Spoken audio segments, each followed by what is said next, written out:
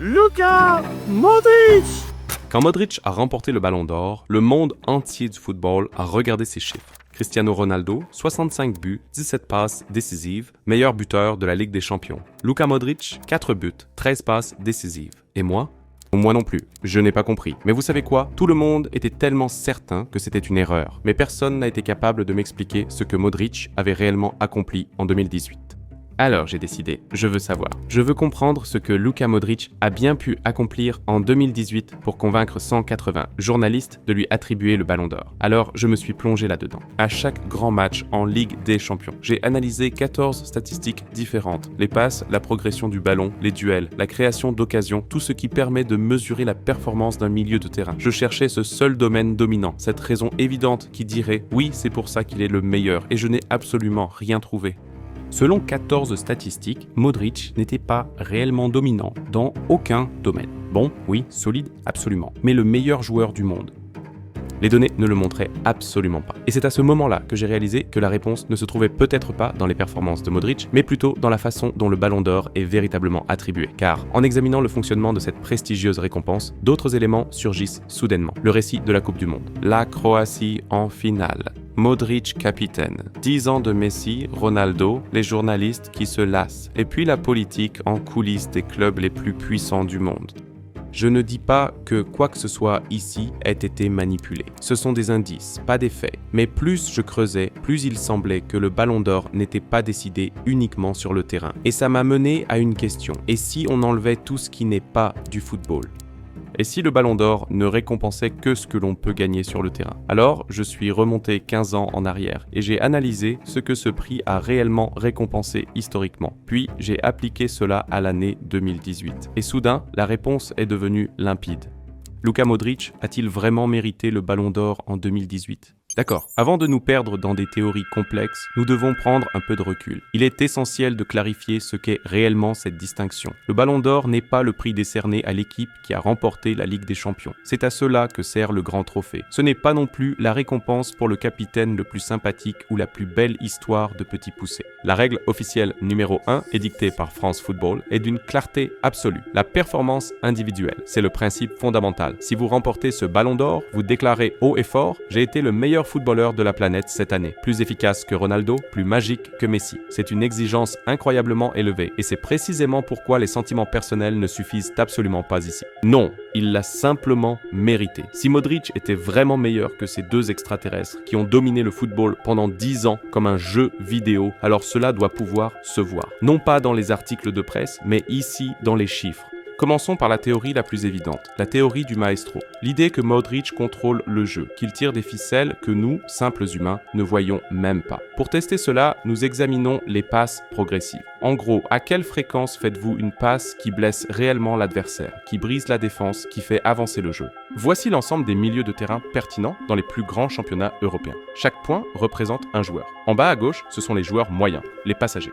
Mais tout en haut à droite, c'est la section VIP. C'est là que vivent les meneurs de jeu, les joueurs qui dictent le rythme des matchs. Si vous êtes le meilleur joueur du monde, le lauréat du Ballon d'Or, vous devriez apparaître seul sur ce graphique, planant là-haut, complètement isolé dans le coin. Alors, où est Modric? Voilà. Et le problème saute aux yeux immédiatement. Il n'est pas seul. Il y a 17 joueurs devant lui, des joueurs qui font avancer le ballon plus souvent et de manière bien plus agressive que l'homme qui est censé avoir tout juste réinventé le football. Ne vous y trompez pas, sa position est solide. Il fait partie de l'élite, mais il n'exerce pas de domination. C'est de classe mondiale, mais ce n'est pas un miracle universel. Bon, ça n'a pas marché. Peut-être que je cherche au mauvais endroit. Peut-être que Modric n'est pas un joueur de volume. Peut-être qu'il est un sniper. Alors je me suis dit, oublie la quantité, concentre-toi sur la qualité. Peut-être que ce sont les passes longues, celles qui déchirent le terrain. Distance de passe? Non, c'est un milieu de terrain plutôt gris. Il privilégie toujours les passes courtes. Il joue la sécurité. D'accord. Plan B. S'il ne passe pas le ballon, peut-être qu'il le conduit. Est-ce le dribbleur qui slalome entre les lignes adverses? Des conduites de balles progressives? Encore une fois, rien de tout ça. Il est solide, oui, mais pas vraiment magique. Peut-être que je ne vois pas le travail de l'ombre, le sale boulot. Est-ce le cerveau défensif de l'équipe? Le joueur qui nettoie tout et qui anticipe avant que la situation ne devienne réellement dangereuse? Des plaquages? Des interceptions? Mais où sont-ils passés? Rien du tout. Ce n'est absolument pas un destructeur. Et à partir de ce moment-là, je suis devenu complètement obsessionnel. Je suis allé plus en profondeur, bien plus en profondeur. Par exemple, les taux d'erreur, les touches dans le dernier tiers, la menace attendue, les passes dans le demi-espace. J'ai fouillé dans des statistiques dont la plupart des fans n'ont jamais entendu parler. Je voulais absolument trouver ce putain de graphique. Je voulais voir son nom tout en haut à droite. Pause. Seul, intouchable. Pause, la preuve statistique de sa domination absolue.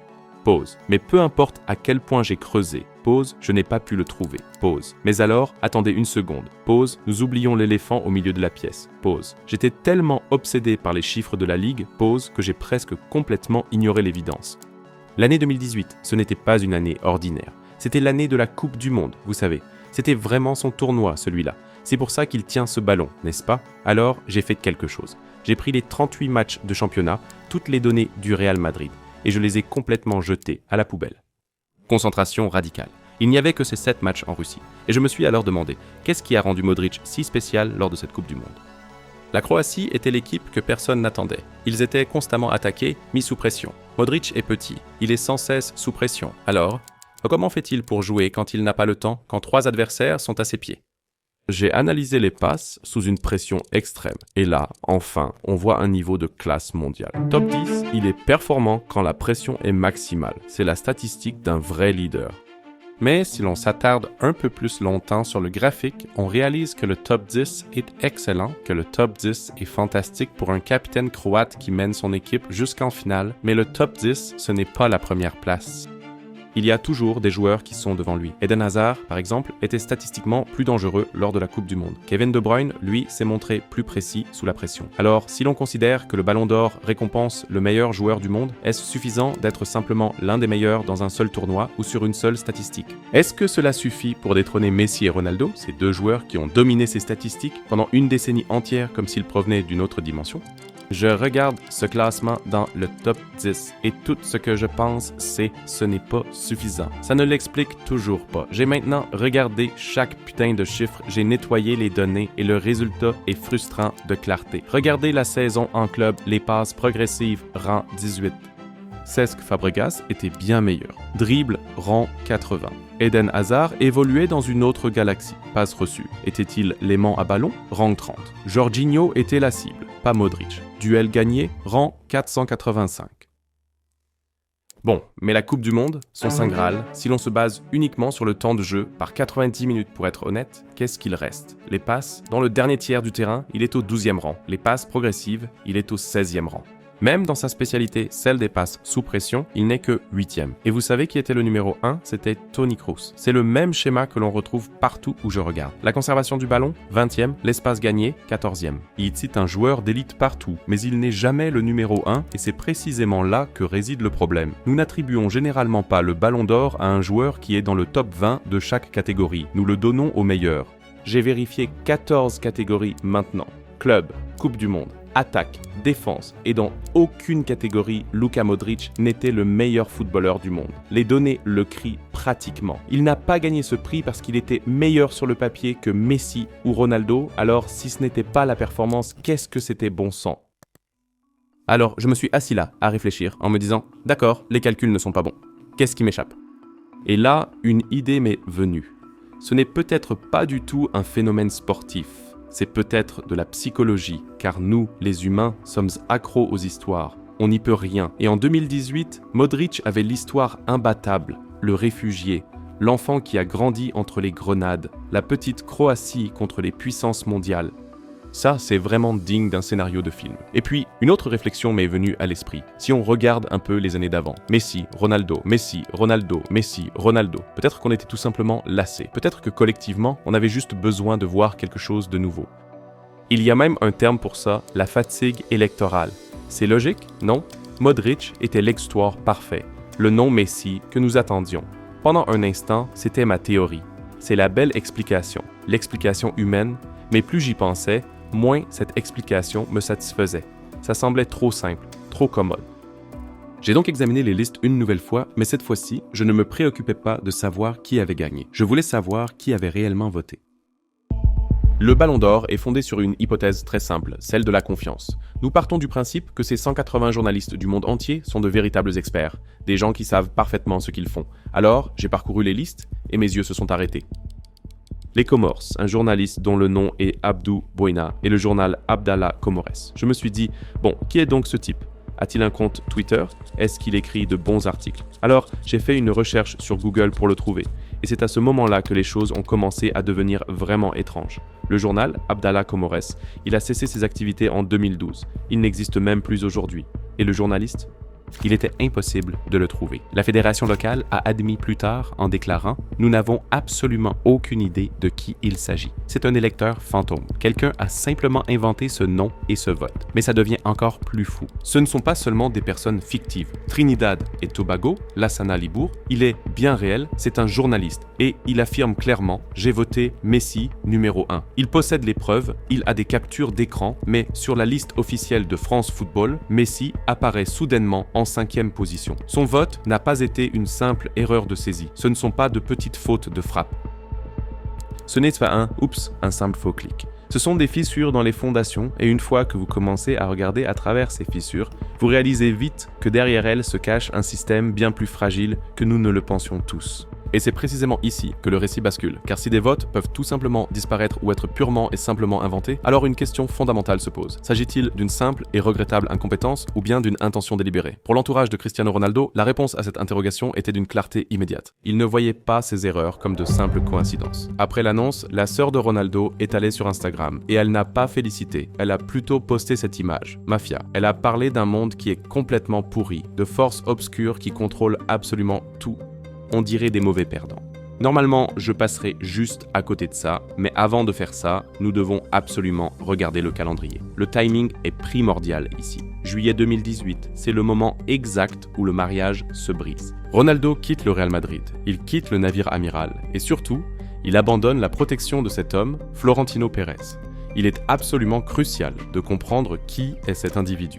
Ce n'est pas seulement un président de club de football, il dirige le groupe ACS, l'une des plus grandes entreprises de construction au monde. Il construit des autoroutes, des barrages, des aéroports. Cet homme comprend l'infrastructure et à Madrid, il a bâti une infrastructure invisible. Pas des routes, pas des ponts, mais des récits. Une machine gigantesque avec un seul objectif, créer des histoires, les contrôler, les vendre. La théorie de nombreux initiés est simple. Tant que Ronaldo portait ce maillot blanc, toute cette machine de relations publiques travaillait pour lui, les journaux, les lobbyistes, tout l'appareil. Mais dès qu'il est parti en Italie, le robinet a été coupé. Pérez ne pouvait pas permettre que le Ballon d'Or, ce trophée qui définit la valeur marchande de son club, aille à Turin. Le prix devait rester à Madrid. Il fallait un nouveau visage et Ronaldo était maintenant l'ennemi. Je ne prétends pas que Pérez ait personnellement appelé des journalistes aux Comores. Je n'ai aucune preuve formelle de cela, mais nous savons, par les championnats concernant le PSG et d'autres clubs, comment ce jeu fonctionne en coulisses. Nous connaissons les cadeaux, les pressions, les faveurs, et personne ne joue ce jeu avec plus de poigne et de talent que Florentino Pérez. Il savait que si la superstar partait, le système aurait besoin d'un nouveau héros. C'est pourquoi nous sommes ici. D'un côté, les statistiques de Luka Modric qui ne crient tout simplement pas le meilleur du monde. D'un autre côté, un système de vote plein de failles, des votes fantômes et un président puissant voulait punir son fils en fuite. Si nous assemblons ces pièces du puzzle, une image assez claire se dessine. Modric n'a pas gagné le Ballon d'Or parce qu'il était le meilleur footballeur sur le terrain.